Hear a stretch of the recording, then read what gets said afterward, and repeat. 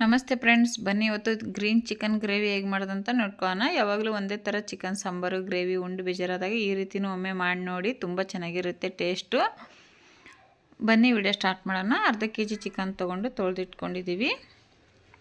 ಇಲ್ಲಿ ಹಸಿ ಶುಂಠಿ ಮತ್ತು ಹಸಿಮೆಣ್ಸಿಕಾಯಿ, ಬೆಳ್ಳುಳ್ಳಿ, ಗೋಡಂಬಿ, ಅರ್ಧ ಕಟ್ ಪುದೀನ, ಸ್ವಲ್ಪ ಕೊತ್ತಂಬರಿ ಕೂಡ ತೊಗೊಂಡಿದ್ದೀವಿ. ಇದಿಷ್ಟನ್ನು ನಾವು ಇಲ್ಲಿ ಒಂದು ಮಿಕ್ಸಿ ಜಾರಿಗೆ ಹಾಕ್ಕೊತಾ ಇದ್ದೀವಿ. ಮಿಕ್ಸಿ ಜಾರ್ಗೆ ಹಾಕೊಂಡ್ಮೇಲೆ ನಾವು ಸ್ವಲ್ಪನೇ ಒಂದು ಅರ್ಧ ಗ್ಲಾಸಷ್ಟು ನೀರು ಸೇರಿಸ್ಕೋಬೇಕು. ಟೀ ಗ್ಲಾಸಿಂದ.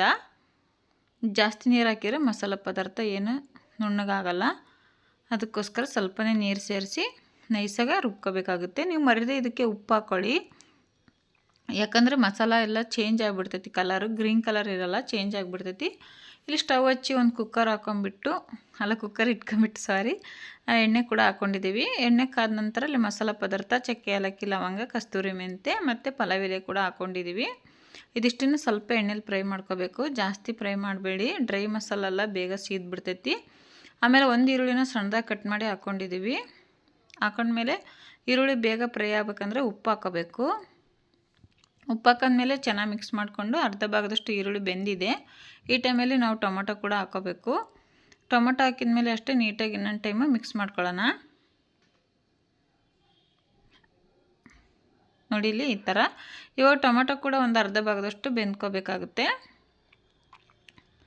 ಈ ರೀತಿ ಮಿಕ್ಸ್ ಮಾಡ್ತಾ ಮಾಡ್ತಾ ಬೇಯಿಸ್ಕೊಂಬಿಡಿ. ಈ ಟೈಮಲ್ಲಿ ನಾವು ಚಿಕನ್ ಕೂಡ ಹಾಕ್ಕೊತಾ ಇದ್ದೀವಿ.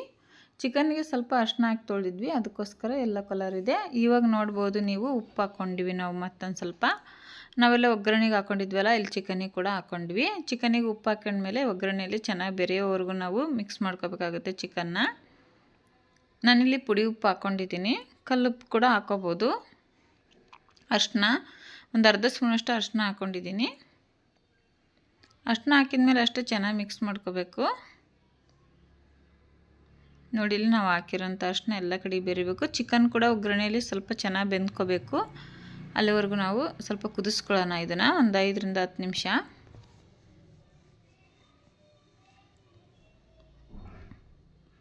ನೋಡಿ ಇಲ್ಲಿ ಕಲರ್ ಕೂಡ ಚೇಂಜ್ ಆಗಿದೆ. ಒಂದು 10 ನಿಮಿಷ ಕುದಿಸ್ಕೊಂಡಿದ್ದೀವಿ, ನೀರು ಬಿಟ್ಕೊಂಡಿದೆ. ಇವಾಗ ನಾವು ಗ್ರೀನ್ ಕಲರ್ ಮಸಾಲ ರುಬ್ಬಿಟ್ಕೊಂಡಿದ್ವಲ್ಲ, ಅದು ಹಾಕ್ಕೊತಾ ಇದ್ದೀವಿ.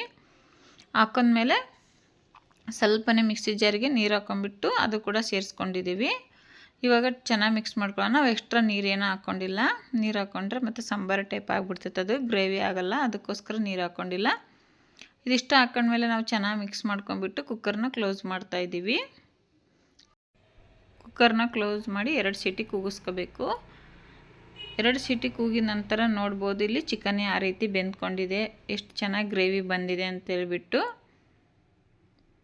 ನೋಡಿ ನೀವು ಇದೇ ರೀತಿ ಪಾತ್ರೆಲಿ ಕೂಡ ಮಾಡ್ಕೋಬೋದು. ನಾವು ಕುಕ್ಕರಲ್ಲಿ ಮಾಡಿದ್ದೀವಿ, ಸಾಫ್ಟಾಗಿ ಬೇಯುತ್ತೆ ಅಂತೇಳ್ಬಿಟ್ಟು. ವಿಡಿಯೋ ಹೇಗೆ ಬಂತು ಅಂತೇಳ್ಬಿಟ್ಟು ಕಮೆಂಟ್ ಮಾಡಿ. ಹಾಗೆ ನಮ್ಮ ಚಾನಲ್ ಸಬ್ಸ್ಕ್ರೈಬ್ ಮಾಡ್ಕೊಂಡು ಸಪೋರ್ಟ್ ಮಾಡಿ.